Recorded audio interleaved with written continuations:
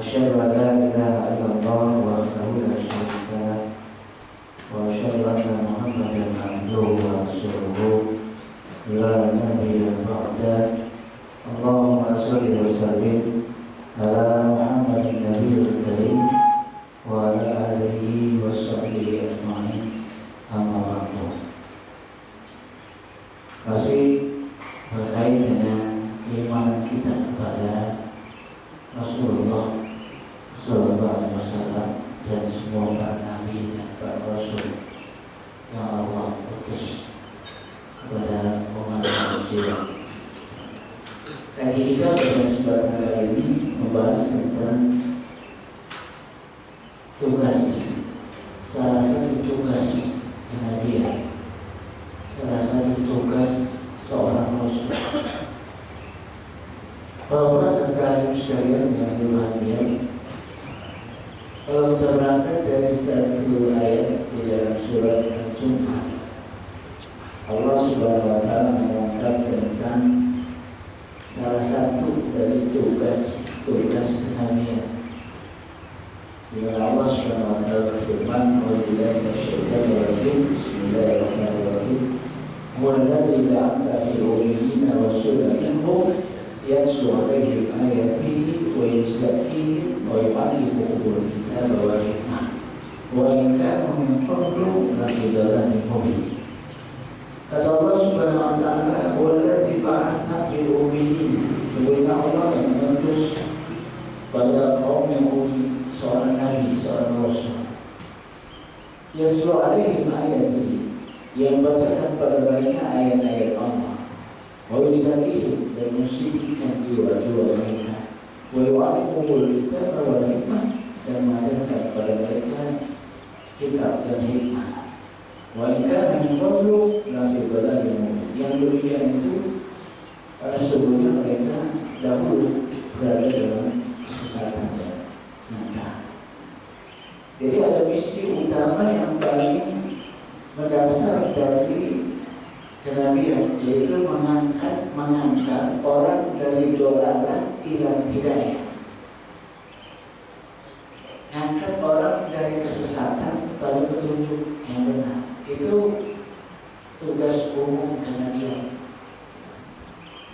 Walaupun untuk melakukan itu ada 3 hal kalau kita lihat di dalam ayat ini. Yang pertama, yatlu 'alaihim ayatihi, mengajak membacakan kepada mereka ayat-ayat Allah.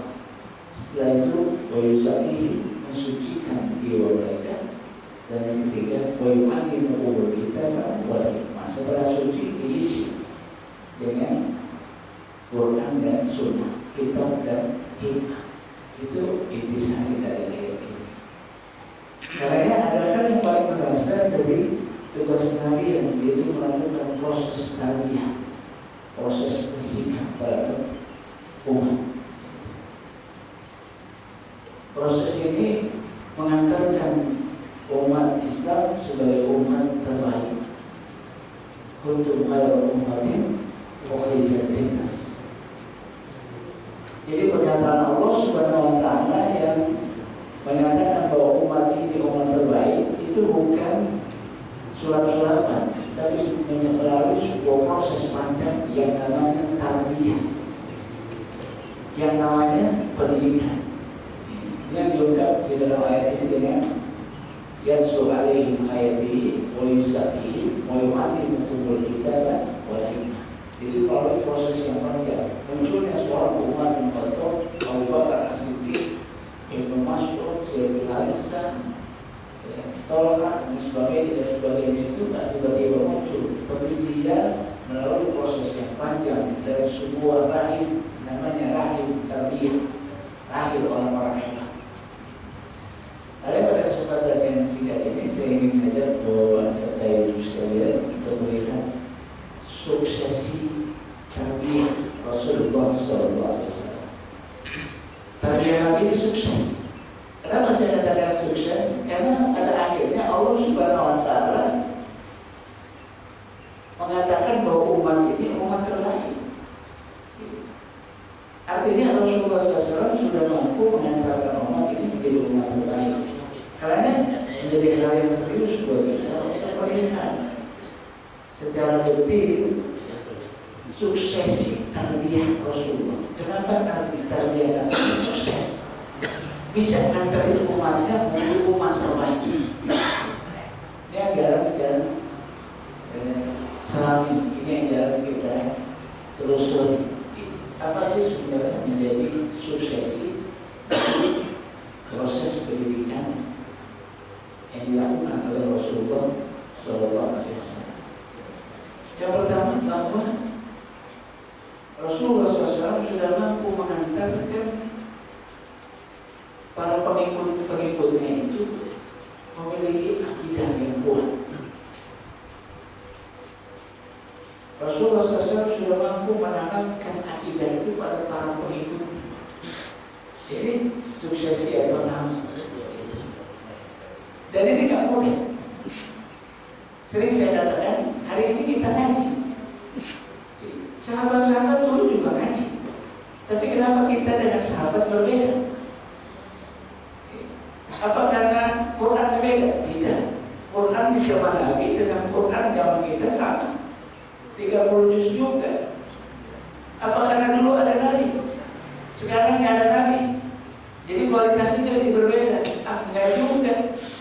Kenapa? Karena Rasulullah SAW sudah mewarisi warisan yang begitu sempurna, yang begitu menyeluruh, yang begitu utuh tentang sosoknya. Di dalam mana? Dalam hadis-hadisnya, dalam sunnah-sunnahnya, dalam sirah-sirah, dalam sejarah. Artinya kita sebenarnya nggak perlu kehilangan sosok Rasulullah SAW. Lagi kalau Rasulullah, karena faktor Rasulullah SAW, kalau Rasulullah SAW meninggal terus umatnya jadi nggak hebat lagi, rasanya tidak. Karena Rasulullah SAW adalah Nabi terakhir. Dia memiliki warisan yang sempurna. Karena Allah Subhanahu Wa Taala sendiri mengatakan, "Al-yawma akmaltu lakum dinakum." Hari ini aku sudah sempurnakan agama bagi kamu. Jadi alasan dulu ada Nabi, sekarang ada Nabi juga terbantahkan, nggak ada alasan. Lalu faktor apa yang harus saya katakan? Kalau dulu para sahabat Rasulullah SAW belajar ngaji, lalu melakukan proses pendidikan, itu dia menerima semua ajaran yang datang dari Nabi. Pada saat yang bersamaan, dia buang yang jahiliyah. Yang jahiliyah dibuang, yang Islamiyah diambil. Nabi kita hari ini orang ngaji, Islamiyah diambil, jahiliyah nggak dibuang. Makanya jadi masalah. Jahiliyah nggak dibuang. Banyak nilai-nilai jahiliyah yang sampai hari ini masih terasa dalam kehidupan kita, hatta terhadap orang yang ngaji sekalipun. Sehingga ada seorang ulama yang mengangkat tentang 100 jenis jahiliyah hari ini yang masih ada di tengah-tengah kaum muslim. 100 masalah jahiliyah yang ada di tengah-tengah kaum muslim hari ini masih ada. Salah satunya adalah taklid, jumlah, kultus individu. Ini jahiliyah. Kenapa saya katakan jahiliyah? Karena Allah Subhanahu Wa Taala mengungkap hakikat mereka ini dalam Al-Quran. Ketika mereka diminta untuk berhukum kepada Allah dan Rasulnya, maka jawab mereka, bal wajadna alaihi aba'an. Awalau kana aba'uhum la yaqiluna syai'an wa la yahtadun. Mereka mengatakan bal wajadna alaihi aba'an. Tidak, bagi kami cukup dari apa yang kami dapat dari nenek moyang kami.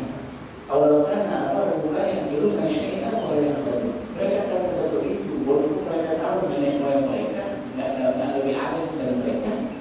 Mereka kata begitu, walaupun mereka tahu nenek moyang mereka nggak dapat petunjuk, tapi mereka akan tetap mengatakan bal wajadna alaihi aba'an. Cukup bagi kami apa yang kami dapat dari nenek moyang kami. Taklid cukup, semua kelaparan nggak mau berubah, walaupun yang ditawarkan sesuatu yang lebih baik. Mereka nggak mau. Mereka terlalu terkungkung oleh tokoh per tokoh, figur per figur, nama per nama, pemimpin per pemimpin. Kalau mereka sudah senang, senang habis-habisan. sampai nggak bisa lihat kekurangannya. Kalau mereka benci habis-habisan sampai nggak lihat kebaikan. Kultus individu. Kalau ini yang terjadi, memang jadi lemah. Kebenaran disadari pada tokoh, pada seorang alim, pada seorang rahib kalau di Quran. Ini jadi lemah. Kenapa? Orang selama sehebat-hebatnya orang, dia orang tempat di sana, tempatnya lupa. Kecuali Rasulullah SAW karena ada ismah, maksud dia ada Allah Subhanahu wa taala. Lain-lainnya ada. Nah, kebenaran disadari dengan tokoh. Rampung. Tokoh bisa salah, bisa. Tapi kalau orang udah jumut, taklid, kultus, itu nggak bisa. Pokoknya dari orang itu benar. Nggak bisa lihat salahnya. Sementara kalau melihat orang salah, nggak lihat benarnya. Nah, begini, yang ini, karena dalam Islam orang beriman itu nyadari kebenaran bukan pada figurnya. Kalau orang-orang Yahudi, orang-orang Nasrani itu sampai-sampai menganggap tokoh-tokoh mereka, raja-raja mereka, ulama-ulama mereka Tuhan di samping Allah. Ini disebut oleh Allah ittakhadhu ahbarahum wa rubbanahum arbaba min dunillah. Mereka telah menjadikan tokoh-tokoh mereka, pemimpin-pemimpin mereka, rahib-rahib mereka, ulama-ulama mereka Tuhan di samping Allah karena kultusnya. Orang beriman punya. Orang beriman itu disebut oleh Allah Subhanahu wa taala. Innamal mu'minuna alladzina idza dzukirallahu wajilat qulubuhum wa idza tuliyat 'alaihim ayatuhu zadatuhum imanan wa 'ala rabbihim yatawakkalun. Tanpa mengurangi rasa hormat kita pada seorang ulama, tanpa menghilangkan rasa hormat kita pada banyak para tokoh, tapi orang beriman tidak terpaku pada aksesoris, pada tokoh. Sehingga Allah berfirman, sungguhnya orang beriman adalah orang yang manakala disebut nama Allah bergetar hatinya. Siapa yang nyebut? Nggak disebut di sini. Siapa yang nyebut nggak disebut. Kenapa? Karena orang beriman nggak bersandar pada siapa yang nyebut. Orang-orang beriman bersandar kepada apa yang disebut, yaitu Allah. Siapa yang nyebut nggak penting. Kalau dilihat ayat ini, artinya orang beriman nggak terfokus pada figur-figur, tokoh per tokoh, nggak terpaku, nggak bersandar pada orang, pada pemahaman, pada makhluk. Kalau disebut Iza Zukirullah, nama disebut nama Allah. Siapa yang nyebut? Nggak ada, nggak disebut di ayat ini. Siapa yang nyebut nggak disebut. Orang beriman nggak terpaku dengan itu, tapi orang beriman terpaku pada apa yang disebut, yaitu Allah. Bergetar hati. Wa idza tuliyat 'alaihim ayatuhu, manakala dibacakan ayat-ayat Allah. Siapa yang baca? Nggak disebut di ayat ini. Kenapa? Orang beriman nggak terpaku, nggak bersandar pada siapa yang baca. Orang beriman bersandar pada apa yang dibaca. Wa idza tuliyat 'alaihim ayatuhu zadatuhum iman. Manakala dibacakan ayat-ayat Allah, maka bertambah iman. Siapa yang baca? Nggak disebut. Ini artinya orang beriman nggak menyandarkan kebenaran keimanan pada orang per orang. Karena ayat ini dikunci sama Allah. Ada kalimat kunci di sini. Wa 'ala rabbihim yatawakkalun. Orang beriman bersandar pada Allah, bukan pada makhluk. Makanya kalau masih ada fenomena ini di tengah-tengah masyarakat kita, makanya sebenarnya masih tinggi yang salah satu peninggalan Dewi yang masih terasa dalam kehidupan kita. Kita kalau senang sama tokoh, senang aja habis seolah-olah itu waktu orang sempurna. Apa kata orang tentang dia, kejelekan tentang dia, ya diterima. Sampai dia nggak bisa lihat kekurangan. Kalau benci sama orang, bencinya luar biasa. Sampai nggak bisa lihat kebaikan. Kata Rasulullah, kalau saya, kalau cinta yang biasa aja, yang standar aja. Kenapa? Kalau cinta berlebihan itu begini. Kalau benci sama orang juga biasa aja. Kalau benci berlebihan itu jadi begini. Padahal orang bisa berubah. Sekarang baik, besok nggak baik. Sekarang nggak baik, besok baik. Kalau kita benci, atau udah baik, ya realistis juga. Sehingga para sahabat bisa terima seorang Khalid bin Walid, panglima musuh. Sudah banyak keluarga yang dibunuh oleh Khalid bin Walid itu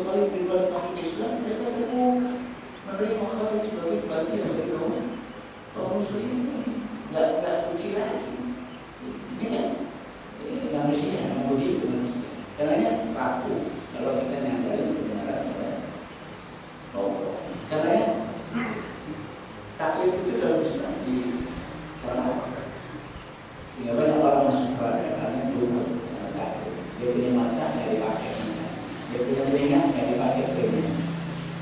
Bisa lihat tapi seperti orang yang lihat, bisa dengar tapi seperti orang yang kalau bersama dengan jahannam kafiran minal jinni wal insi lahu qulubun la yafqahuna biha walau a'yunun la yubsiruna biha walau azanun la yasma'una biha ulaika al-an'am wa hum adall ulaika al-ghafilun.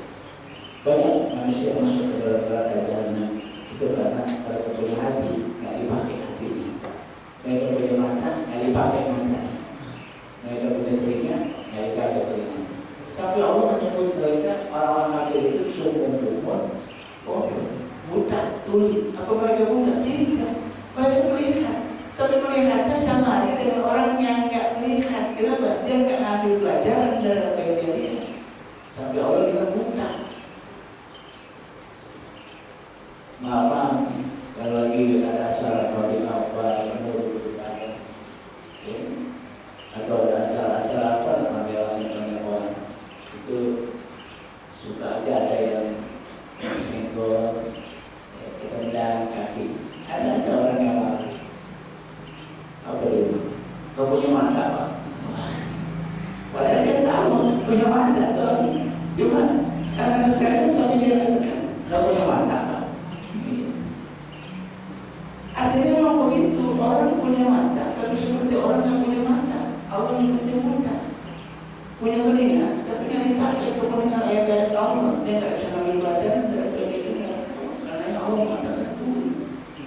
Ini manusia paling buruk, karena untuk melihat mengenal kebenaran bukan pada tokoh-tokoh, tidak ada kultus individu dari Islam. Makanya pasang mata, pasang telinga, pasang hati, pakai akal sehat untuk melihat kebenaran. Ini yang penting. Ini salah satu warisan ilmiah yang masih ada di mana. Jadi sahabat dulu kan, dia ambil Islam, dia lihat di luar. Kalau kita ambil Islam, dia lihat kan di luar. Ini juga jadi masalah. Yang kedua, kalau sahabat dulu belajar Islam, semuanya diambil, nggak dibilang-bilang, nggak dipilih-pilih. Kalau di kita sekarang belajar Islam, dibilang-bilang, dipilih-pilih. Ustaz suka dapat pesanan, Ustaz yang bahas yang begini-begini lah. Ustaz kalau bahas yang begini-begini aja, jangan begini-begini aja. Jadi milih-milih, milah. Makanya umat jadi nggak pernah jadi, nggak pernah dewasa, nggak pernah jadi. Kenapa? Karena ustaznya cuma memenuhi kebutuhan jamaahnya, bukan dididik oleh ustaznya. Jadi pokoknya jamaah senang, selesai. Kalau proses pendidikan tarbiyah pengajian pada begini yang nggak pernah akan jadi apa-apa, gitu. Nggak pernah akan jadi apa-apa. Padahal proses pendidikan itu ada yang kita senang, ada yang nggak senang, ada yang berat, ada yang ringan, ada yang kita nggak suka, ada yang kita suka. Seperti di Quran, ya, ada yang berat buat kita, ada yang ringan. Kalau udah pilih-pilih, nggak pilih-pilih, jadi berarti. Ini nggak tahu berkomitmen dari bawah, orang furu dari bawah, mulai dari kafiruna. Orang yang milih-milih, milah-milah Quran, beriman pada sebagian, kufur pada sebagian yang lain, maka Allah katakan ulaika kafiruna haqqa. Orang itu sebenar-benarnya kafir kepada Allah Subhanahu wa taala. Jadi kalau kita bersambung, jangan ingkari itu ayat. Kalau kita ingkari itu ayat, jatuhnya kufur. Mengingkari satu ayat itu sama aja mengingkari seluruh ayat di dalam Al-Quran. Makanya Allah mengatakan ulaika kafiruna haqqa. Orang kayak begini sebenarnya kafir kepada Allah Subhanahu wa taala. Tuh sahabat, ngambil-milih nggak bilang-bilang, kalau kita milih-milih bilang-bilang. Yang ketiga, sahabat-sahabat dulu belajar Islam untuk diamalin, untuk diamalkan. Kalau kita belajar Islam untuk sekedar nambah wawasan, isinya bukan di sini, tapi di sini. Yang muncul apa? Orang-orang yang jago ngomong, orang-orang yang jago debat, orang-orang yang jago diskusi, seminar-seminar jago, begitu apa kosong. Kalau sahabat-sahabat dulu masuknya di sini, di hati, makanya menggerak hidup. Ini yang kemudian sedikit terjadi. Karena ini menjadi suksesi pertama dari dakwah Rasulullah SAW, suksesi pertama dari tarbiyah Rasulullah SAW, yaitu mampu menanam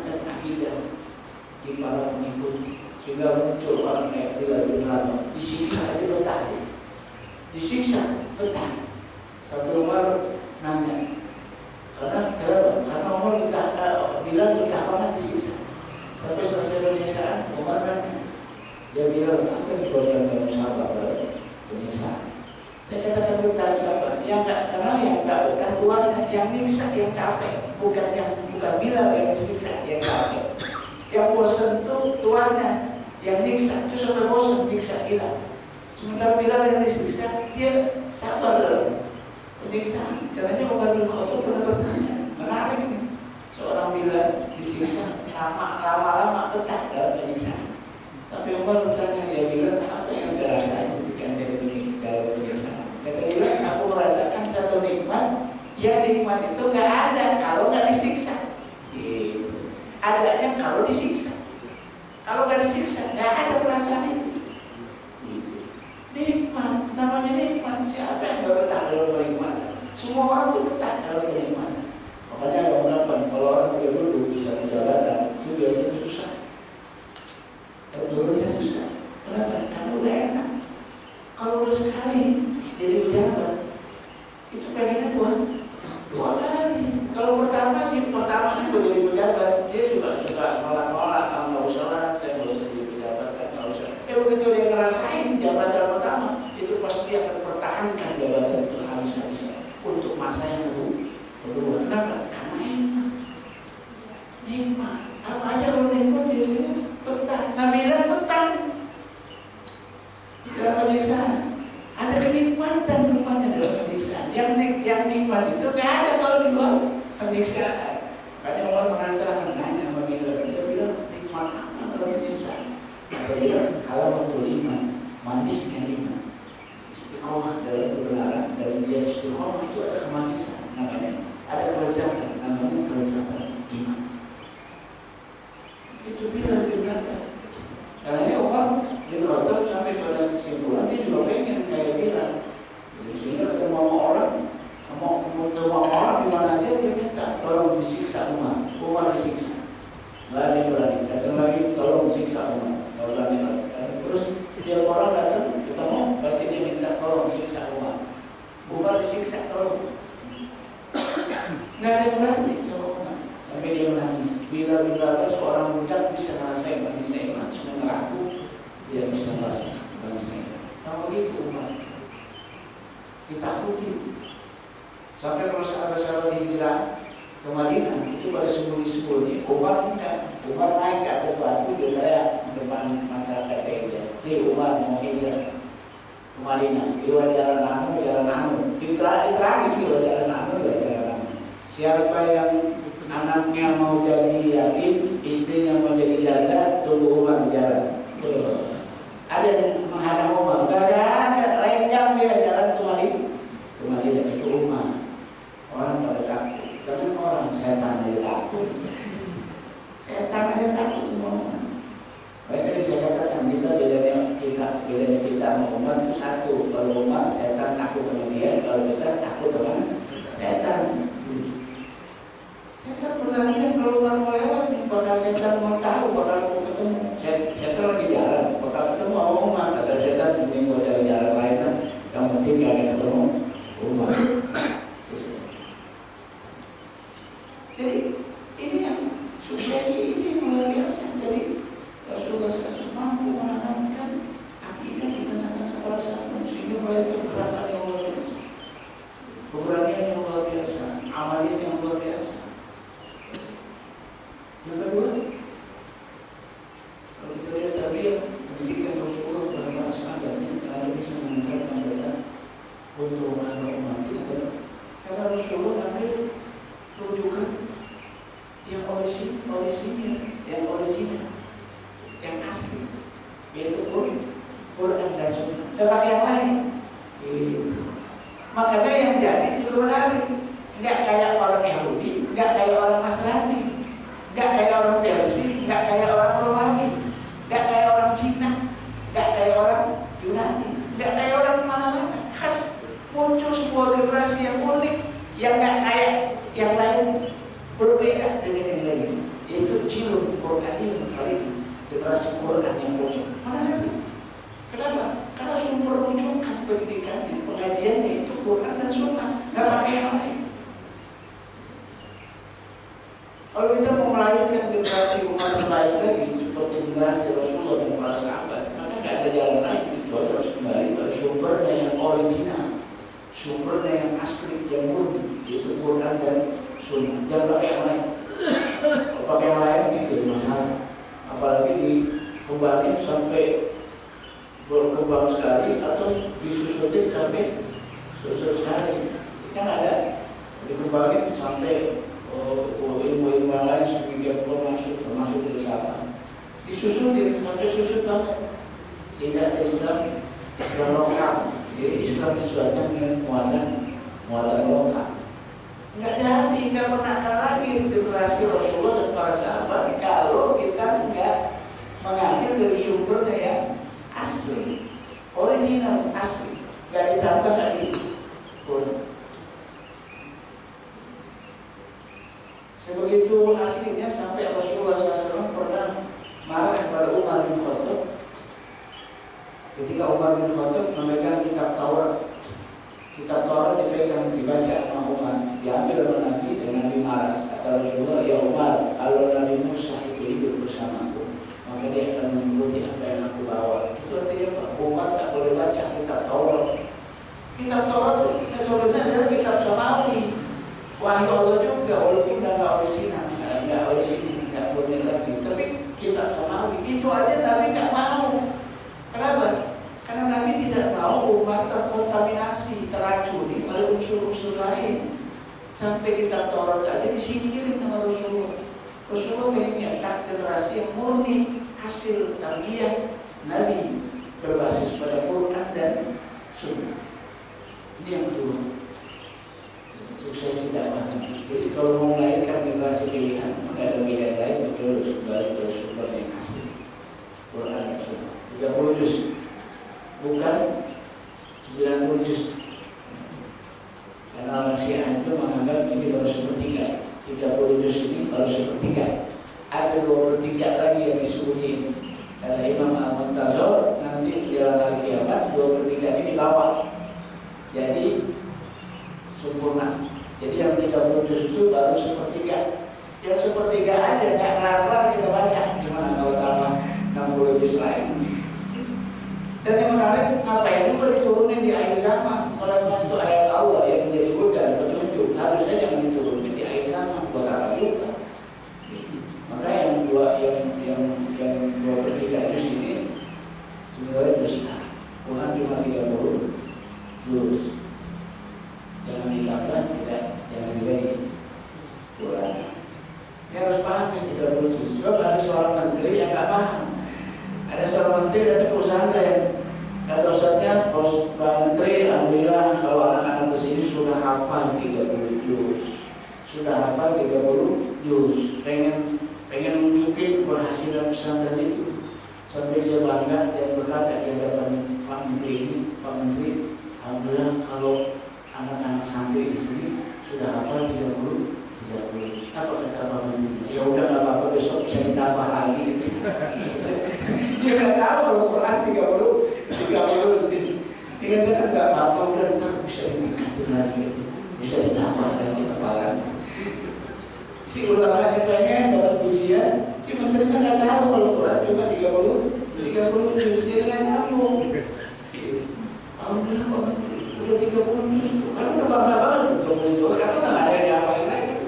Menterinya bilang, ya udah nggak apa-apa, kalau sekarang udah 30 juz, besok bisa ditambah lagi. Ada menteri yang mengatakan Quran 30 juz, dia bukan di negeri ini. Jadi itu yang kedua. Yang ketiga, suksesi tarbiyah Rasulullah SAW itu tarbiyah Nabi itu punya tujuan. Jadi bukan asal jalan, punya tujuan, punya target-target yang jelas. Kalau kita mau lihat bulan-bulan Rasulullah SAW itu dari awal sampai akhir kita akan temukan paling tidak 5 tahapan proses pendidikan Nabi. Yang pertama ada yang disebut dengan tabligh. Orang dikasih tahu aja, dibacain aja Quran Sunnah, dibacain aja. Ya, mau dengar dia mau kagak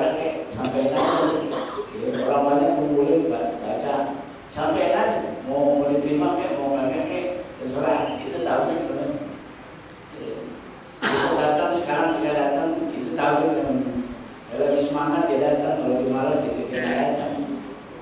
Pusatnya kalau semarang kita bertablik. Dari sekian banyak tablik itu ada orang yang senang ngaji terus. Orang begini nggak bisa didiamin, ditarik kemana nih? Jadi ahli. Sudah mulai sistematik, kajiannya sudah mulai rutin. Ini yang disebut dengan tablik. Orang udah tablik, udah rajin ngaji, dia harus dibentuk. Nggak boleh sekedar ngisi akalnya, tapi harus dibentuk akhlaknya, moralitasnya. Maka ada fase takwim, fase pembentukan. Orang udah jadi menentukan, udah jadi muslim yang baik, dia nggak boleh didiemin, tapi harus ditata.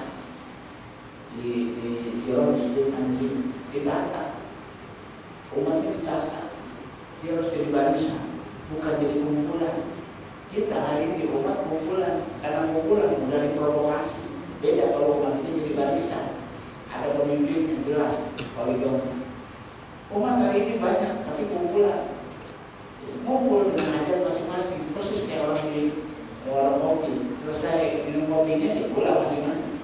Tujuannya, kepentingannya udah dapet. Semuanya punya tujuan masing-masing.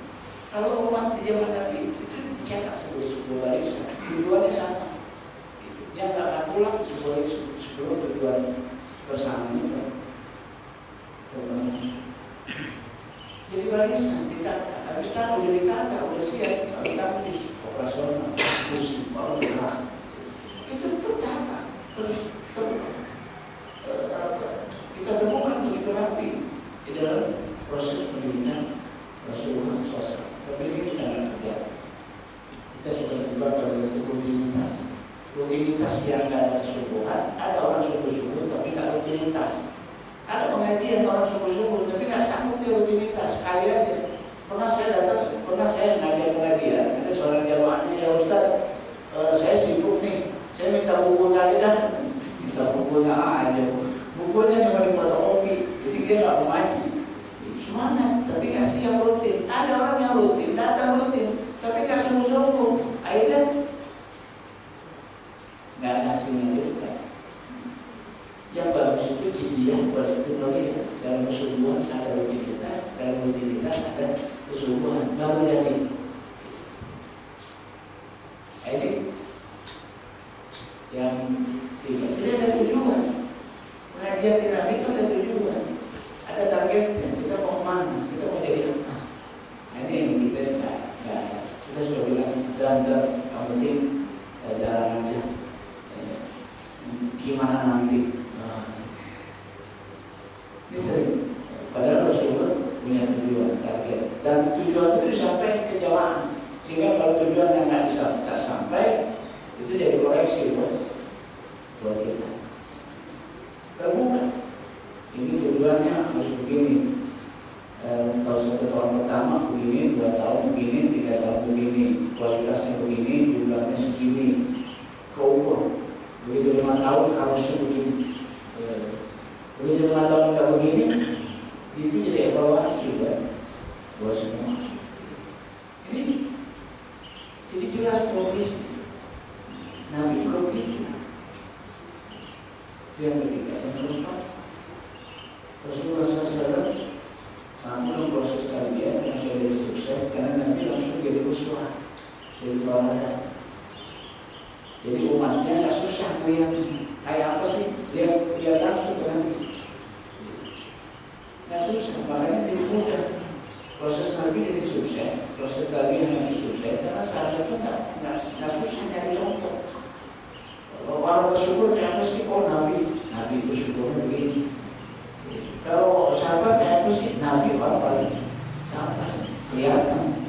Kalau Nabi syukur dalam dunia kelihatan. Itu langsung kelihatan. Jadi proses pendidikan ini paling sempurna, lengkap utuh. Nabi-nya ada dengan sahabatnya bersama dengan Rasulullah SAW. Jadi langsung bisa melihat bagaimana aplikasi Islam yang sesungguhnya. Itu jadi teladan. Dia kalau nyuruh, dia pertama kerjain. Kalau dia larang, dia pertama ninggalin. Itu Nabi. Kalau suruh maju, dia duluan di depan. Kalau tidak maju, pasukan itu maju. Itu Nabi di depan, bukan di belakang. Kan komandan masukannya mau maju, dianya nggak maju, ya, dia di belakang. Kita begitu kurang menang, yang dari penghargaan bukan masukannya tapi penghargaan. Nabi kalau maju itu maju duluan.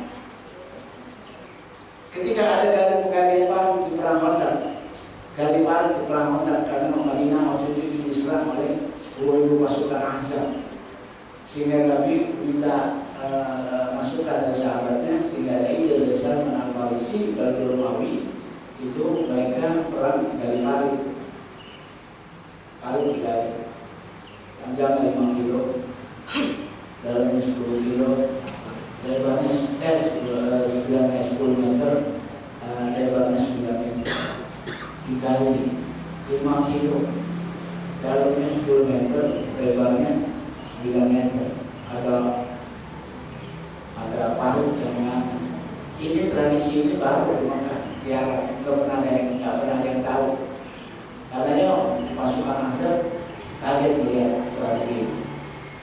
Begitu Nabi bilang gali parit, Nabi bukan menunggu doang, Nabi ikut gali parit. Jadi kalau dibikin regu, Nabi masuk regu, ikut gali parit, ikut gali parit. Makanya jadi teladan. Dia nggak ngomong doang, jadi uswah, jadi ulama.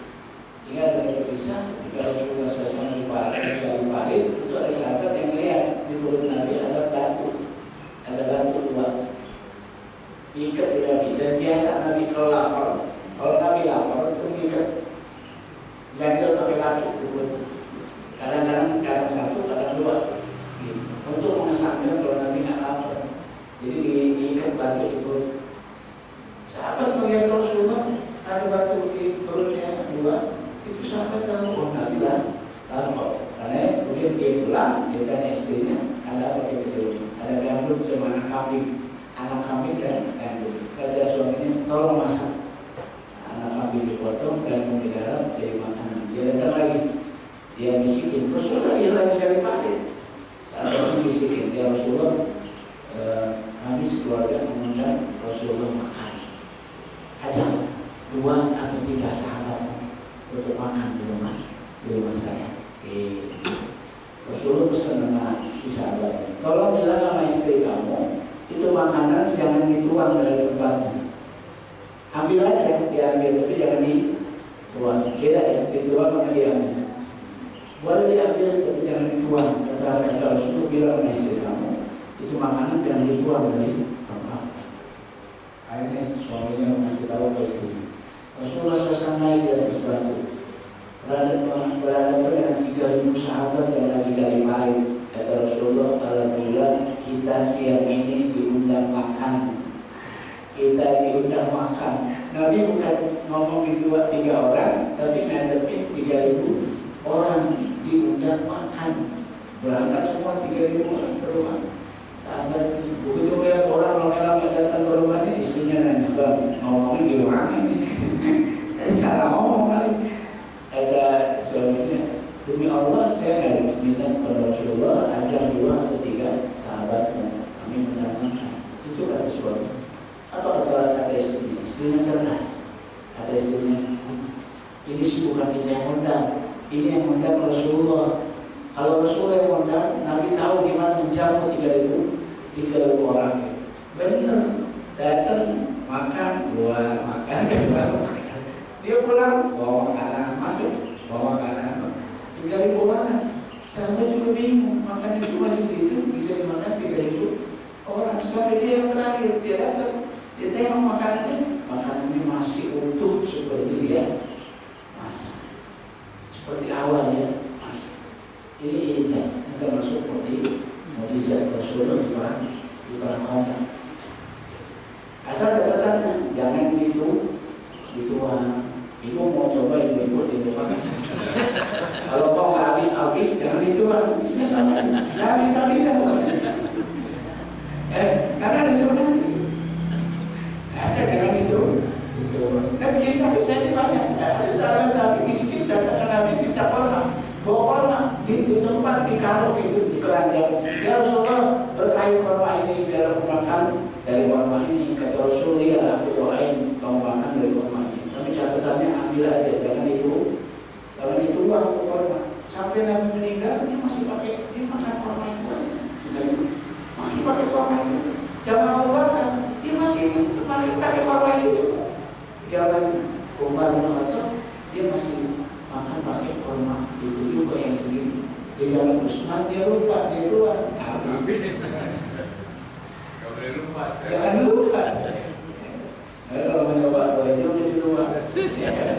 Orang terdekat di depan itu serap aja, hari habis-habis. Kalau saya coba kalau beras di tempat beras itu bukan di bawah, kalau di bawah kan kelihatan. Kalau di bawah kan kelihatan. Dia nggak kelihatan, selalu kelihatan. Katanya kalau dia keluar habis-habis teror. Habis juga. Habis juga. Jadi itu yang keempat. Rasulullah jadi khusus atau ada, nggak nyolong, karena jadi sukses tadi. Dan itu yang terakhir. Nabi itu mampu melahirkan generasi penerus. Ada yang lanjutin Nabi. Paling nggak 60 sahabat generasi awal. Dari 60 sahabat itu lanjut lagi sahabat tabi'in terus sampai sekarang terkenal dengan 4-5 mazhab. Itu mulai dari sahabat yang 60 orang diasuh langsung oleh Rasulullah SAW. Jadi ada pengikut yang setia, ada yang terusin pendidikannya. Makanya sampai hari ini dan terus sampai hari kiamat Islam tak akan mati. Kenapa? Proses tabiat itu berkesinambungan. Dari sahabat lahir tabiin, kualitasnya kayak apa? Kayak sahabat kualitasnya. Dari tabiin lahir tabiin, kualitasnya kayak apa? Kayak tabiin. Jadi kualitas turun-menurun sedemikian rupa sempurna diwariskan. Sampai hari ini kita bisa menikmati Islam. Kenapa? Karena Nabi mampu melahirkan terus lanjut. Ada proses pengajian, tapi nggak bisa nerusin. Begitu Ustaznya nggak ada, udah bubar pengajian. Rasulullah SAW wafat, proses ini jalan terus. Dari sahabat, dari tabi'in, terus begitu muncul para salafus saleh yang mewarisi Islam sampai hari itu. Ini yang nggak mudah dilakukan. Karena para sahabat Nabi itu, kenapa bisa mewarisi itu? Dia fokus tapi ngajinya tuh fokus. Kalau kita suka gagal fokus, ngaji pikiran kita kemana gitu, gagal fokus. Makanya besok kalau sempat itu saya lihat ada orang terus kita pakai warna tulis biar fokus. Kalau Ustaz begini doang itu dengarnya juga asik gitu. Tapi kalau pakai buku tulis itu ada reaksi yang berbeda. Kita ke depan. Sama-sama tuh fokus, gitu. Fokus, sehingga bisa mewarisi lagi ke keluarganya, ke anak istrinya, ke cucunya, bisa terus sempurna. Persis seperti Nabi ngajarin, nggak kurang. Karena sahabat itu kuat amalannya. Jadi kalau habis ngaji itu bisa seperti apa yang diucapkan sama Nabi. Karena ini Nabi itu kalau ngaji sebenarnya nggak lama, nggak kayak saya begini lama. Kalau Nabi itu sebenarnya pendek, karena pendek mudah, ringkas, padat, berisi, bisa diapa, bisa diapa. Jadi pulang sampai rumah ditanya sama istrinya, proses dia bisa cerita gimana Nabi ngomong di masjid, dia sampaikan. Kenapa? Sahabat-sahabat itu kuat amalan. Kalau dengar sekali susah melupakan itu sahabat. Kalau kita didengar berkali-kali susah ingatnya. Tapi kita berbeda. Sahabat itu kalau dengar sekali lupanya susah. Makanya kalau lewat kuburan orang-orang jahiliyah itu suka banyak mantra-mantra dibaca, mantra-mantra jahiliyah, syirik. Itu sahabat Nabi nutup telinga. Kalau dengar ada sedikit masuk susah lupanya. Itu sahabat. Jadi kalau ngaji begini itu apa? Nabi ngomong apa aja? Apa? Bahkan Nabi suka mengulang sampai 3 kali. Kalau penting urusannya diulang sampai 3 kali. Sehingga sahabat bisa apa persis? Kalau habis ngaji ditanya, dia langsung bisa jawab. Nggak kurang nggak lebih persis. Kenapa? Karena sahabat apa? Kalaupun ada yang kurang-kurang hafal, sahabat-sahabat yang kurang hafalannya, catatannya bagus, cakep, catatannya rapi. Begitu ditanya, dia buka catatannya, dia tahu. Nabi ngajarin itu. Kebanyakan sahabat hafalan kuat, kalau ada yang nggak kuat, catatannya bagus. Bahkan ada sahabat yang hafalan cakep, hafalannya kuat, catatannya cakep, bagus. Itu sahabat, makanya bisa diwarisi ke generasi berikutnya. Maka ada hadis, ada sunnah. Yang masalah kan di kita, udah hafalannya nggak kuat, catatannya juga nggak ada. Begitu diwarisi nggak bisa mewarisi gitu. Ini pulangnya jadi pulang ditanya dan aja tahu kan, Ustaz lama menjadi intisari ini jadi susah, lamaan. Ustaz intisari lamaan isi materi. Ada lagi itu dia ekstrim lagi. Ada mau ngaji, sampai sempat datang, dia nanya main ngaji Pak, kalau dari pengajian malah di mana nih? Lu sih nggak datang, makanya kalau ngaji datang. Bukan diterangin materinya malah dia. Nggak bisa, kita nggak bisa warisin lagi. Karena istri-istri kita suka ngeluh. Itu bapak suka ngaji, tapi nggak ada yang dibawa, pengajian apa gitu. Ibunya kalau ngaji juga kan, suaminya nggak suka ngaji. Suami juga nanya, kalau ngaji nggak ada apa-apa gitu. Kenapa? Karena nggak bisa warisin. Apa sih intinya? Sampai susah nyari intinya, sampai susah. Kenapa? Kelamaan besar, pemanjangan. Hanya sekedar di mengadakan kita. Tadi kita lakukan. Anak kita aja nggak bisa kita waris. Istri kita nggak bisa. Kalau sahabat-sahabat itu begitu selesai nanti pulang sampai rumah ngajarin, sampai diajarin lagi, langsung diajarin ke keluarganya. Langsung diajarin. Itu kerjaan pertama yang dilakukan oleh sahabat ke keluarganya. Istrinya nggak sempat jadi, anaknya yang sempat jadi, dia datang pulang ke rumah, itu yang diajarin. Kalau Nabi tadi ngomong ini, itu proses tarbiyah udah. Kalau kita kan enggak. Terus ngaji, pulang ngaji ngapain? Tidur lagi. Ya macam-macam dari kita. Begitu dari kita, kita begitu. Jadi ini yang enggak ada. Jadi Nabi mampu melakukan warisan sempurna kepada pengikutnya, sehingga terus sampai sekarang kita bisa menikmati. Nabi sukses melakukan proses. Dan di sini kalau mau ada sharing, jadi ini bagian dari apa sifat kenabian. Jadi khusus lagi kita ingin bicara tentang tugas kenabian. Tugas yang esensi adalah mentarbiyah umat, mendidik umat sampai Nabi sukses mengembangkan umat ini sebagai umat terbaik. Baik, alhamdulillah saya gambaran kaki pada Ustaz Iwan telah menyampaikan pelajaran pagi ini itu terkait masalah dakwah Rasulullah SAW. Sebelum sesi tanya jawab, kita dengarkan pengumuman dari ketua tiga. Silakan. Assalamualaikum warahmatullahi wabarakatuh. Saya sekalian, seperti yang kami katakan pada Jumat subuh, bahwa kita akan menggalang dana bencana dana di Paranoid. Menurut informasi saya dapat bahwa dari KCT terutama aksi cepat tanggap Indonesia siaga bencana. Karena apa? Dalam seminggu dari awal sudah ada 4 bencana yang memperhatikan kita, tapi yang sangat sangat prihatin ada di Konawe. Bencana yang ada adalah banjir di Kalimantan, Samarinda, terus di Kendari, Konawe, kemudian gempa di Cilacap walaupun kecil 5,7 ya. Kemudian erosi Sinabung. Semua ini bencana yang tidak habis-habisnya di Indonesia, yang mungkin tidak tahu. Maka Arifin Ilham karena negara kita tidak barokah terhadap rakyatnya. Allah bersama.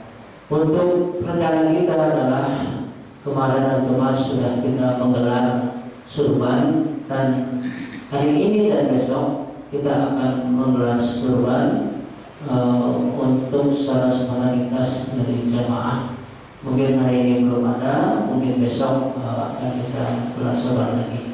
Surban akan saya gelar di pintu tengah masjid. Atas empati dan peduli jamaah, kami ucapkan terima kasih. Mudah-mudahan walaupun sedikit bisa meringankan saudara-saudara kita yang mengalami musibah. Demikian yang dapat kami sampaikan. Assalamualaikum warahmatullahi wabarakatuh. Waalaikumsalam. Baik, langsung saja. Silakan Bapak Ibu yang ada pertanyaan. Yang satu, lagi, dua.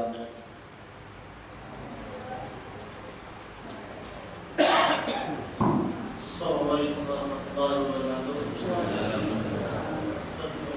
Pertanyaan adalah bagaimana cara Nabi Muhammad SAW membentuk karakter para sahabatnya sehingga pada usia-usia muda berhasil menjadi gubernur di beberapa kota, di beberapa daerah, bahkan ada yang berhasil menjadi khalifah gitu kan. Sedangkan kita sudah TK, SD, SMP, SMA, tapi dan kuliah belum jadi apa gitu. Bagaimana karakter yang dibentuk oleh Nabi? Assalamualaikum warahmatullahi wabarakatuh.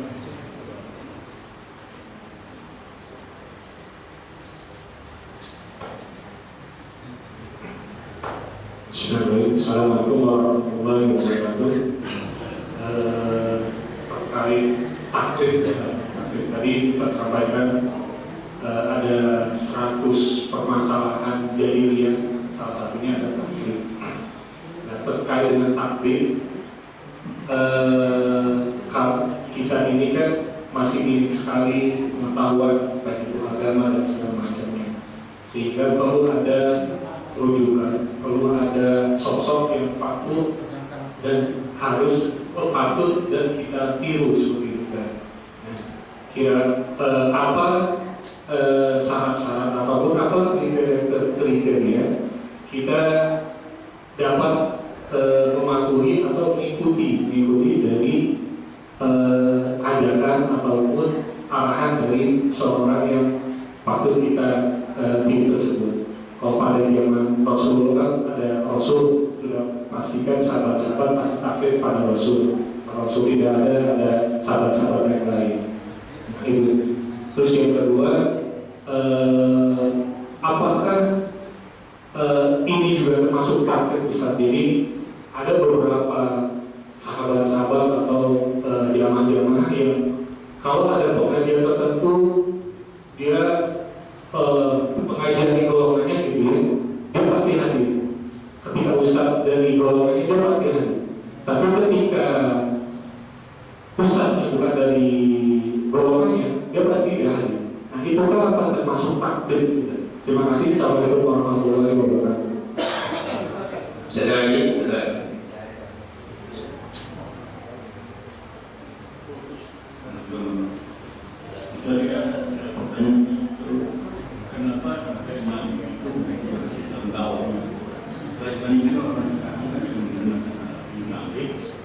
ingatan orang itu sudah ditarik, sudah direkam segala macam, toh kita gagal atau kurang.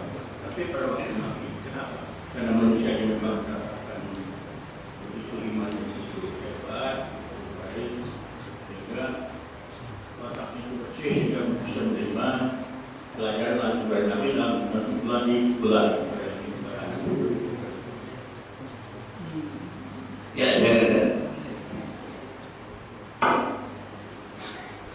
Bismillahirrahmanirrahim. Yang ini yang sekarang lagi digulirkan sebenarnya, pendidikan berbasis karakter. Kenapa? Karena memang mungkin selama ini pendidikan itu cuma berhenti sebatas pada pengetahuan, sehingga pengetahuan apa aja masuk. SD full, SMP full, semua kajian, semua materi pelajaran itu masuk. yang IPA-nya, yang IPS-nya, yang matematiknya, bahasa Indonesia, bahasa Inggris. Banyak benar mata pelajaran itu sering jangan lupa. Jadi lebih pada keilmuan, gitu. Tapi miskin karakter. Belakangan ya baru digulirkan pendidikan berbasis karakter. Cuma itu udah sekian puluh tahun yang lalu ya, kemudian kita harus korbankan. Ini aja masih harus digandani. Padahal kalau kita lihat model pendidikan Rasulullah SAW itu kan kalau dibilang sederhana, sehingga seorang muda, seorang anak pengembala kambing itu bisa punya keimanan yang hebat. Ketika Umar mencoba membeli kambing gembalaannya dengan alasan-alasan yang kuat. Alasannya kuat. Pertama, kambingnya banyak. Kalau hilang 1-2 wajar, namanya di gembala di padang rumput yang luas. Bisa aja bilang dimakan serigala. Kalau hilang cuma 1-2 sih, hasilnya itu kuat dari itu. Yang kedua, apalagi kambing masuk ke kandangnya, itu kan dihitung sama tuannya. Lebih nyaman lagi, nggak usah khawatir. Hilang 1-2 nggak kelihatan, jumlah banyak, jumlah kambing yang banyak. Terus yang ketiga, tuannya nggak ada, nggak melihat. Kira-kira kalau model kita jual nih? Jual. Ini yang disebut dengan aman secara hukum manusia. Tapi si anak pembala ini kemudian malah mengatakan, ya Bapak, kalau ini saya jual kambing-kambing ini bukan saya. Kalau saya jual ada satu pertanyaan yang perlu dijawab. Kalau dijawab saya jual. Kalau bisa jawab saya jual. Kalau enggak saya nggak jual. Apa pertanyaannya? Aina Allah. Kalau pas saya lagi jual, Allah lagi di mana? Allah lagi di mana? Umar terkejut, tersentak sekaligus tersentak. Ini seorang anak kecil mengembala kambing, punya keimanan kayak begini, sehingga menghalangi dia untuk bermaksiat. Kenapa? Karena dia selalu menyadari Allah ada, Allah melihat, Allah mendengar. Anak kecil di zaman sahabat udah kayak begini gimana? Gitu. Apalagi gede, apalagi dewasa, apalagi jadi pejabat. Atau seorang anak kecil, saya contoh dengan kecil aja, anak pendidikan tarbiyah di zaman itu di anak-anaknya udah selesai. Ketika ada seorang ibu mengoplos susunya air, biar lampunya harganya bisa tambah, keuntungannya lebih besar. Dioplos susu air, gitu. Dibilangnya susu murni, tapi sebenarnya udah nggak murni. Dikatakan apa? Malam-malam biar orang nggak melihat, asik dia tuang susu sama air dicampur. Anak kecil, anak sendiri perempuan, anak kecil, dia negur ibunya, ya ibu, perbuatan ibu ini nggak boleh dilakukan, dilarang oleh Umar bin Khattab, khalifah waktu itu disebut nggak boleh, dilarang oleh Umar bin Khattab karena itu perbuatan curang. Apa kata ibunya? Gak usah dipikirin, Umar bin Khattab kagak ngeliat. Kagak ngeliat. Iya benar, Umar bin Khattab gak ngeliat. Ceritanya gak penting di sini, karena kemudian anak kecil itu berkata, ya ibu, emang Umar bin Khattab gak ngeliat, tapi Tuhan yang Umar bin Khattab ngeliat. Ibu itu berhenti ngoplos susu sama air. Kenapa? Karena masih ada keimanan di dalam. Ini kayak begitu. Hatta maaf, seorang pezina di zaman sahabat, di zaman tapi salah satu tadi sih. Seorang pezina, ketika dia mau menzinahi seorang wanita itu cuma bilang satu. Sebelum bapak melakukan ini, karena waktu itu si wanita itu berjalan utang, dia nggak bisa bayar. Kata yang ngutangin, kamu bisa bayar dengan tubuh kamu. Padahal si wanita ini jual dengan tubuhnya. Ketika dia mau ngerjain perbuatan yang haram ini, udah tinggal ngerjain itu perempuan cuma nanya, sebelum kamu lakukan saya pengen nanya satu doang. Gitu. Kalau kita lakukan ini Allah ada di mana? Wah, Allah ada di mana? Allah ada di mana? Itu si Tuhan yang ngasih pinjaman itu langsung keluar dan pulang. tahu mereka masih ada gitu. Kayu mana itu masih ada. Hari ini kan habis. Diingatin berkali-kali. Emang yang pada minum apa terus kita bilang Pak jangan minum apa nanti masuk neraka itu berarti minum apa? Ada kalau saja. Yang pada berdiri Pak jangan berdiri Pak nanti masuk neraka. Kalau berarti berdiri kan? Kalau berzina teriakin Pak jangan berzina nanti siksa mau berarti harus udah akut Pak, udah akut. Kalau dulu ada anak itu kuat banget. Karena kita bersyukur kalau pada orientasi pendidikan ini emang harusnya sudah jauh-jauh hari mengarang karakter. Karena justru kita miskin karakter. Banyak orang dikasih amanah berjalan, banyak pejabat udah korupsi, itu kan rumah. Ya kita doain kita berbuat ini. Tapi itu kemudian ditekankan oleh Rasulullah SAW. Sampai-sampai Nabi mengatakan alim husnul akhlak. Agama itu adalah akhlak yang baik. Kalau kita beragama haram kita menjadi agama baik ya tak beragama. Agama itu akhlak yang baik. Dari yang kedua terkait dengan taklid. Ada dua pertanyaan. Yang pertama, kita ini orang awam, nggak bisa mengistimbat hukum, nggak bisa fatwa, nggak bisa ngambil keputusan ini itu. Sehingga mungkin kalau orang awam sebaiknya taklid, ngikutin orang alim. Ini memang lebih selamat. Orang awam itu taklid dibenarkan, tapi nggak boleh lama-lama taklid, karena dia harus terus belajar sehingga dia bisa keluar dari area taklid.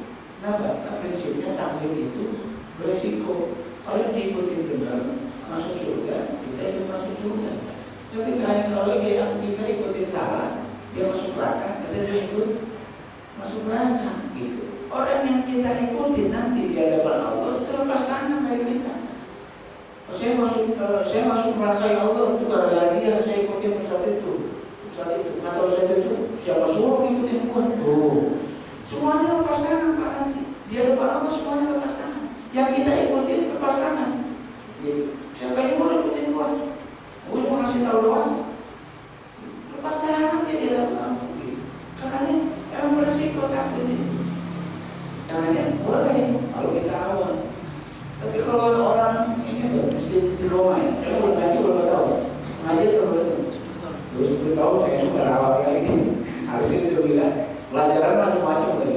Ustadznya juga ada yang berkelas semua, nanti ilmunya juga salah.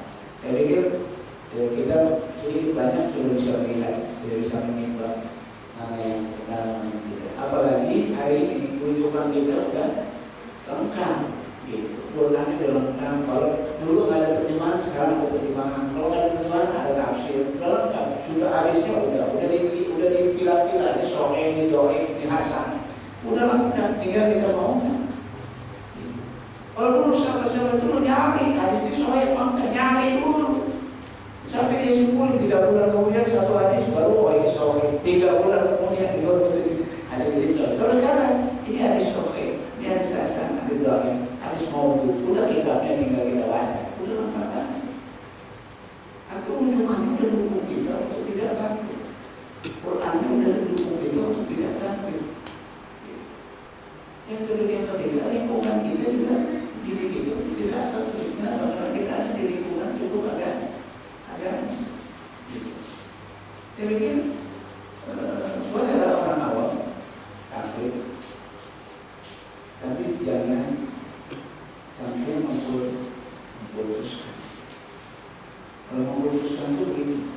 Jadi kalau dia mesti benar, kalau enggak, dia enggak benar. Dulu waktu saya lulus SMA, senang ngaji. Itu juga begitu. Ada acara nih, ustadznya ada dua. Begitu ustadz kita ceramah, itu datang penuh, jemaahnya penuh. Dengarin ustadz kita ceramah. Begitu ustadz itu selesai, kita pulang.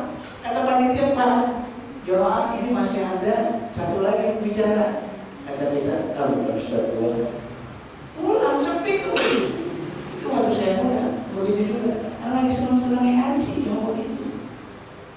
Lagi senang-senang ngaji, masih terprovokasi oleh figur tokoh per tokoh. Kalau tokohnya bagus, ya harusnya bisa memberikan atmosfer lebih terbuka. Yang repot kalau ustaznya juga mengerucut, harus sama ustaznya, kalau tidak nasuhnya. Takut terkontaminasi, takut teracuni oleh pemikiran-pemikiran yang tidak Qur'ani dan sebagainya. Karena ada prinsip di beberapa kawan-kawan, ada yang disebut dengan usul sittah. Ada 6 prinsip dalam beragama. Yang 5 bagus, yang 1 ini agak debatable. Harus belajar sama orang alim. Sebenarnya benar, cuma penerapannya akhirnya belajar sama si alim itu. Alimnya jelas si anu si alimnya. Kalau yang bukan si anu bukan alim, kan nggak bisa begitu, nggak bisa. Sehingga ceramah-ceramah begini mereka nggak bisa hadir. Kenapa? Karena dianggap ustadznya bukan orang alim, ustadz karbitan, ustadz dadakan, ustadz jadi-jadian. Nggak mau ya, ada prinsip memang di situ. Tapi saya coba klarifikasi, ternyata nggak begitu. Kalau belajar secara khusus, memang harus orang alim. Ada pengajian khusus yang masalah alim. Tapi bukan berarti kemudian ceramah-ceramah dia tidak hadir. Karena itu juga ilmu. Itu juga doain. Kebaikan. Nanti suka ditafsirkan bahwa kalau bukan ustaz itu nggak alim. Sehingga kalau ngaji harus ustaz itu. Ustaz itunya definitif lagi. Harus dari Madinah, harus dari Mekah. Kalau dari Mesir nggak alim, dari Yaman nggak alim, dari Sudan nggak alim. Kalau ini kan berbalik nih, pemahaman alim begitu. Padahal sahabat-sahabat Nabi itu dulu bertebaran kemana-mana. Ada yang ngajar di Mesir, ada yang ngajar di Yaman, ada yang ngajar di Yordan, ada yang ngajar di Mekah, ada yang ngajar di Madinah. Itu semuanya sahabat Nabi. Makanya di belakang kita semua ada 4 mazhab. Ada Imam Ahmad, ada Imam Syafi'i, ada Imam Hambali, ada 4 mazhab. Yang itu semuanya merujuk pada sahabat-sahabat Nabi. Cuma kan penyebarannya berbeda. Kalau Hambali itu main di Mekah, di Madinah dan sekitar itu. Itu biasanya mazhabnya mazhab Hambali. Yang maaf kalau sholat goyang-goyang, yang berkah, bawa jalan. Ciri-ciri khas fisik itu kelihatan Hambali. Imam Syafi'i kan di situ mainnya. Imam Syafi'i tempat lain. Kalau Hambali nggak mengajarkan kunut, Imam Syafi'i ngajarin kunut. Terus kalau kita bilang kunut bid'ah, Imam Syafi'i al bid'ah, kan nggak bisa begitu, nggak bisa. Jadi kalau mau komen dengan sebuah mazhab, ya udah komen tanpa menyalahkan mazhab yang lain, gitu. Tanpa menutup diri dari mazhab yang lain. Imam Syafi'i sendiri mengatakan ini bisa aku usahakan. Kalau ada yang lebih baik silakan ambil. Sebegitu terbukanya para mustahid dulu. Nah kita suka memahaminya jadi sempit. Kalau nggak kayak kita salah. Kalau nggak kayak kita nggak sunnah. Kalau nggak kayak kita nggak islami. Kalau nggak kayak kita bid'ah, nggak bisa. Padahal Imam Syafi'i, Imam Malik, Imam Hanafi itu beda-beda satu dengan yang lainnya. Nah kalau kita beda-beda dikit terus kita bilang bid'ah. Lalu kita dudukin siapa? Imam Syafi'i ahli bid'ah, Imam Malik ahli bid'ah, karena beda dengan Imam Ahmad. Saya pikir ini harus didudukin lagi. Ilmu bisa datang dari siapa aja, kebaikan bisa datang dari siapa saja, dari ustaz kita atau bukan dari ustaz kita. Sebaliknya kesalahan bisa datang dari siapa saja, termasuk dari ustaz kita. Bisa salah, bisa. Nggak ada jaminan kok.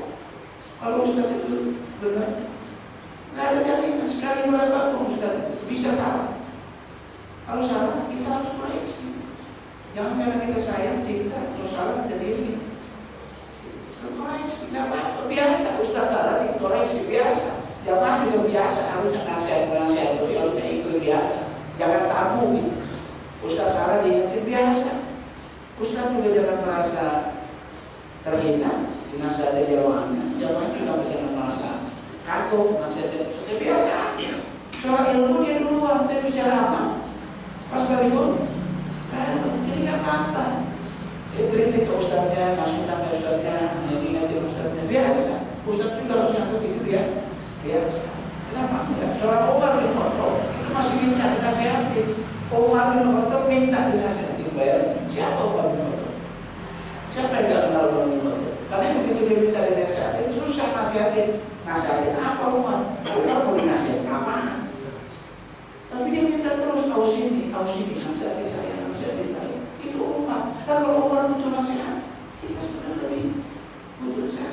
Katanya jangan putus. Silakan ngaji persiapan ya. Asal koridornya jelas.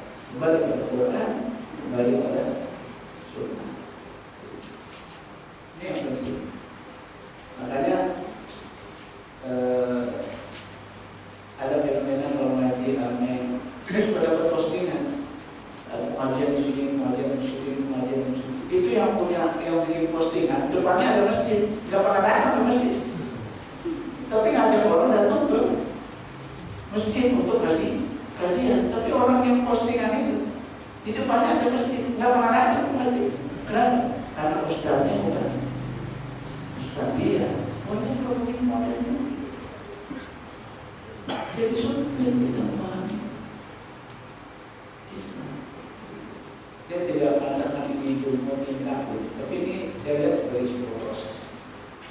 Orang kalau lagi baru ngaji, emang semuanya begini, emang kalau senang begini, nggak bisa dihindari. Kalau bapak bilang jangan, nggak bisa. Nanti makin lama, makin matang, dia makin baru berlupa. Nggak apa? Kalau sekarang masih begitu, kalau lagi bergaya dari sini. Terus saya senang sama bapak, mana-mana saya pasti ikuti bapak ngaji mana. Oh itu modus enggak juga. Karena itu sebagai sebuah proses yang jangan sampai putus. Ini yang kalau berkembang kita matang jadi busuk. Jadi busuk karena merusak jadi merusak. Yang benar dari dia, yang lain nggak benar. Yang sunnah dari dia, yang lain nggak sunnah. Maka ada ustaz sunnah, ada orang kalau ustaz nggak sunnah. Iklim-iklim sedemikian rupa. Saya pikir ini nggak kondusif. Jadi makin dewasa sebenarnya makin matang memahami perbedaan. Jadi kalau fenomena sekarang masih begini, saya nggak khawatir juga. Mudah-mudahan sebagai sebuah proses. Apa? Dan biasanya anak muda, bukan orang tua yang begini. Jangan. Kalau lihat pasti anak muda, orang yang baru belajar ngaji. Biasa, nggak apa-apa. Ya kita orang tua harusnya dibimbing. Jangan dimarahin, misalnya dia ngaji lagi. Bimbing aja, sabar. Nggak apa-apa. Ini proses. Tapi makin lama dia menuntut ilmu, makin lama dia berbuka diri, dia makin bisa melihat perbedaan. Karena soal perbedaan dari zaman sahabat boleh, tapi nggak harus pecah, nggak harus eksklusif. Semua muslim saudara, muslim pun muslim. Kalau ada perbedaan, ayo ngomong. Duduk bareng sebagai seorang muslim dengan muslim. Jangan keras-kerasan motor, nggak usah dengan bahasa kasar, tapi dengan bahasa yang penuh cinta. Kenapa? Muslim duduk bareng, bukan menghujat, bukan mencaci, bukan maki. Ini bahasa bukan muslim sama muslim. Muslim sama muslim sambil sabar. Umat ini udah lama jauh dari Quran dan Sunnah. Jadi kalau sudah kembali ke Quran dan Sunnah susah. Itu pantas. Orang yang udah rajin ke masjid aja diajak ke Quran Sunnah masih susah, apalagi orang awam. Harusnya kita sabar. Nah, cuma banyak saudara-saudara kita beda sabar. Udah diajak ke Quran Sunnah tidak mau, dihujat, dicaci, maki, kasih cacat, macam-macam. Ini bikin resah. Bukan orang kafir, sesama muslim. Akhirnya bercablah. Sama-sama ke masjid, sujudnya bareng-bareng, rukunya bareng, tapi nomor juga kagak. Kenapa? Karena ustadznya beda. Duduk bareng, sujud bareng di tempat yang sama, di masjid yang sama. Tapi ngomong juga ada, nyapa juga ada. Ngaji bareng juga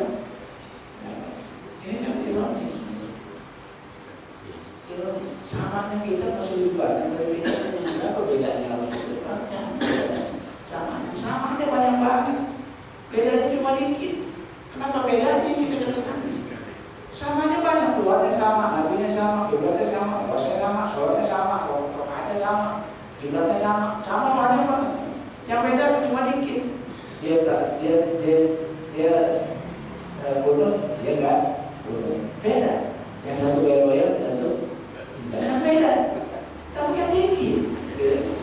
Dan bedanya juga furu, bukan masalah yang asas. Ada sujudnya langsung turun tangan, ada yang tengkul duluan, ada yang langsung tangan duluan. Terus kalau tangan duluan, itu nggak sunnah. Bukan nggak sunnah, itu bedanya lagi sakit, nggak bisa. Sujud pakai tengkul duluan, jadi pakai tangan duluan. Jadi jangan langsung juga, nggak sunnah. Enggak. Yang satu ngopel, yang satu nggak ngopel. Kalau ngopel sunnah, kalau nggak ngopel bangun dari sujud sunnah. Ini jadi masalah yang nggak usah. Nabi pernah begini, pernah ngopel juga. Kapan Nabi ngopel? Pas sudah usul, udah sakit, sehingga bangunnya berat, sehingga Nabi pakai begini. Boleh nggak kita nggak sakit pakai begini? Nggak sakit tapi begini? Boleh. Walaupun Nabi waktu itu begini masa sakit. Boleh nggak begini? Boleh, silakan aja. Jangan masalahin beginiannya. Kalau yang beginian harus sama, perang kita. Perang pasti. Itu yang kata Imam Malik ketika ada khalifah itu minta kalau mazhabnya satu, mazhab Imam Malik. Seluruh dunia Islam harus mazhab Imam Malik. Kata Imam Malik, kalau nggak tanggung, kalau umat Islam saling bertempur sama dengan yang lain. Imam Malik nggak jamin kalau umat Islam saling berperang. Kalau dipaksa pakai Imam Malik, bilang ada Imam Syafi'i, ada Imam Hambali, ada Imam, nggak bisa. Karena mari kita terapkan dalam hal-hal yang buruk dan harus tegas pada masalah-masalah yang asas. Jangan pada asas kita teroran, yang buruk kita keras. Kita harus keras pada yang asas, teroran pada masalah yang buruk, sehingga muslim bisa terangkul jadi satu. Umat itu dari satu nama Nabi, kenapa kita harus cerai-berai? Umat itu dari satu nama Nabi, beda-beda. Harusnya Muhajirin, Khazraj dengan Aus, bahkan Arab dengan Arab, Arab dengan orang Eropa bisa nyatu.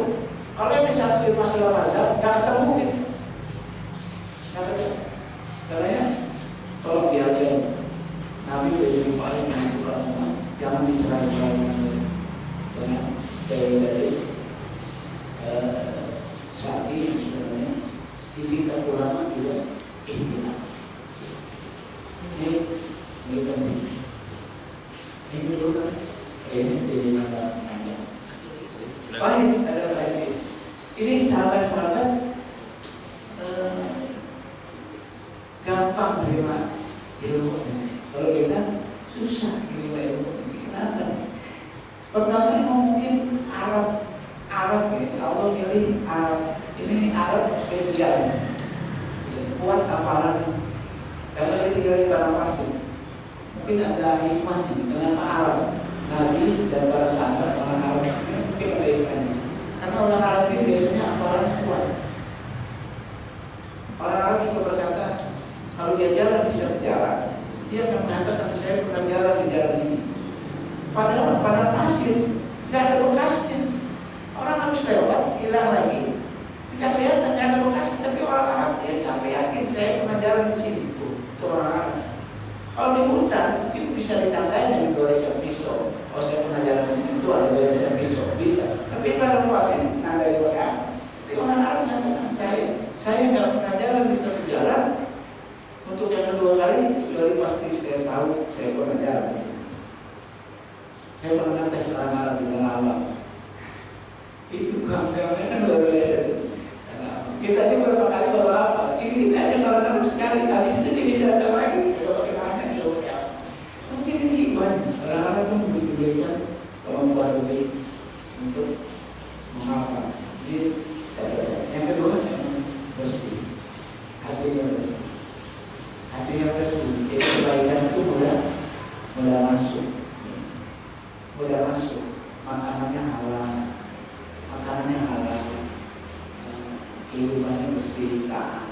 Ibadah kebaikan itu next mudah masuk. Kalau masyarakat kita kadang makanannya haram, banyak maksiat, ngaji, bukan tobat. Jadi nonton, nggak fair sih dengan suasana hati kita. Makanya sunnah kalau mau belajar ngaji itu sedekah dulu, infak dulu. Kan ini bukan sekedar bersihin harta, tapi bersihin jiwa, hati kita bersih. Tapi kalau nafsi, andosa ila akhlak, bersih jiwa dulu, istighfar dulu, mau ngaji. Karena kalau kita kotor, lagi maksiat, lagi gak bagus, ngaji, efektif dulu. Efektif. Jadi ini mungkin faktor yang kedua. Yang ketiga, yang mungkin teknis belajar.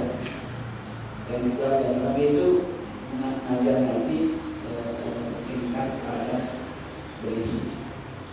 Dan bisa diamali, bukan sekedar main di logika, senang berpikir, tapi memang hati-hati. Poin-poinnya di situ. Maka itu kenapa kemudian banyak pengurus masjid, saya pernah malam pengurus masjid, jadi itu biar pada ngaji, biar pada beli buku, dikasih buku, apa pengurus dikasih buku. Jadi kalau ngaji dikasih buku. Cuma kan gak mungkin tiap ngaji dikasih buku. Kenapa? Begitu dikasih buku sekali ini ngaji berikutnya udah gak dibawa buku. Di kita nggak familiar ya. Tapi di Jawa Tengah saya pernah dapetin ada jamaah pengajian, jamaah itu kalau jamaah datang nggak bawa buku suruh pulang, Ustaz. Datang nggak bawa buku suruh pulang. Kalau model kita nih datang nggak bawa buku, ya udah pulang sampai ngaji. Nggak bisa juga dipaksa gitu. Kalau nggak bawa buku pulang, udah nggak ada ngaji. Kalau di Jawa Tengah itu saya saksi itu ada yang kalau jamaah datang nggak bawa buku suruh pulang. Ambil buku baru ngaji sampai kayak begitu. Dan jamaah dulu kan ada di sini belum cukup kuat. Kita sudah berpikir alhamdulillah dan kalau mengajar ada yang datang, ada jamaahnya yang mau ngaji, itu aja udah bersyukur. Udah biarin aja Pak Ustaz, udah banyak ngaji, mau tidur dia mau nggak terserah kan. Nggak apa-apa tidur di pengajian juga nggak apa-apa. Lebih baik tidur di pengajian daripada tidur di rumah. Kenapa? Karena ngaku tidur pengajian itu nilainya ibadah. Karena niatnya kan ngaji. Kalau ketiduran itu namanya insiden. Nggak apa-apa, orang lagi capek sebelum ngaji senderan lagi pakai kipas angin. Ustaznya juga ngomongnya sayup-sayup gitu ya. Habis subuh lagi. Ya orang jangan dimarahin. Nggak apa-apa, mendingan tidur di masjid daripada tidur di rumah. Cuma jangan sering-sering. Kalau bapak nih pengurus tahu, bapak kalau ngaji pasti tidur. Kalau mau ngaji pasti tidur. Bapak boleh nanya sama bapak itu, Pak mau ngaji mau tidur. Boleh nanya kalau yang begitu.